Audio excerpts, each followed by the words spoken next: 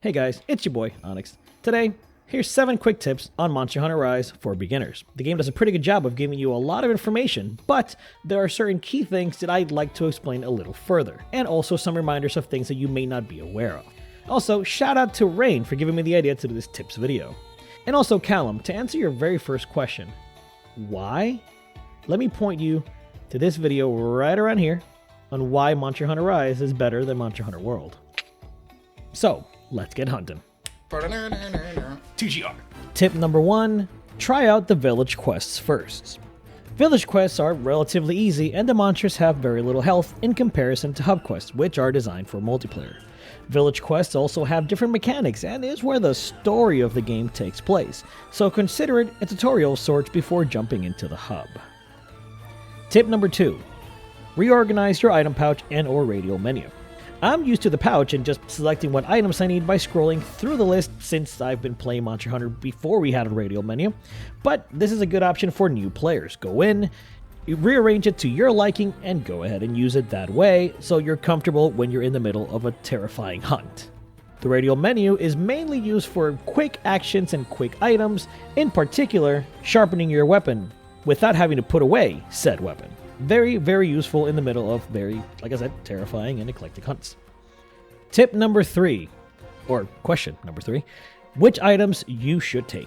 In low rank, don't even worry about which items to take besides the must-haves, potions and mega potions. The item box in the missions usually provides you with easy versions of said items that are essential, like rations and antidotes, so focus on that.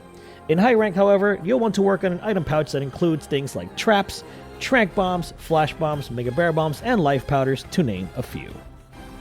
Tip number 4, mess around with crafting.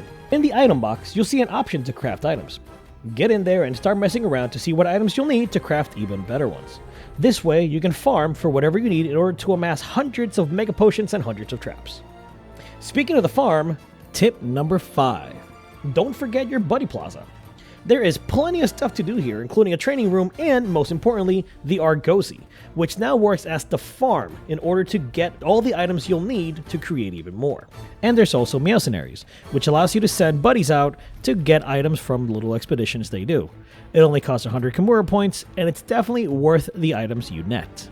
Tip number 6, talk to everyone. There are plenty of side quests and easy missions that will net you relatively useful rewards, so whenever you see yellow or blue speech bubbles, go ahead and speak to them and see what they have to say. You'll probably get something pretty good in return. And tip number 7, in a low rank, don't worry too much about your armor skills.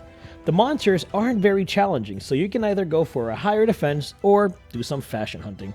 You always gotta look good.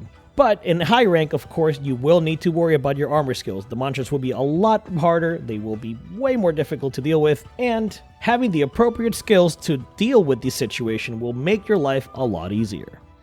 Also, here's a bonus 8th tip because I didn't think about it earlier. But create a Dango set. Doing so makes it a lot easier to order when you're in a rush, and you get to keep your favorite buffs and skills that you liked from before. So don't be afraid to create one for your canteen. Alright guys, thanks so much for watching. I do appreciate that you got to the end of the video. I hope those tips really help you get to the low ranks. Low rank in Monster Hunter Rise is not very difficult at all, but there are certain, like I said earlier, things that the game just doesn't explain very well, and things that I think are really important that you should know now before getting into the nitty-gritty of high rank. So thanks for watching. I hope to see you out there hunting, and yeah, I'll catch you guys on the next one. Later. Hope you enjoyed the video. If you want to see more and stay up to date, subscribe, hit the little bell, and join our Discord. If you want to support the channel, please check out our Patreon or hit the join button below. As always, thanks for your support and thanks for watching.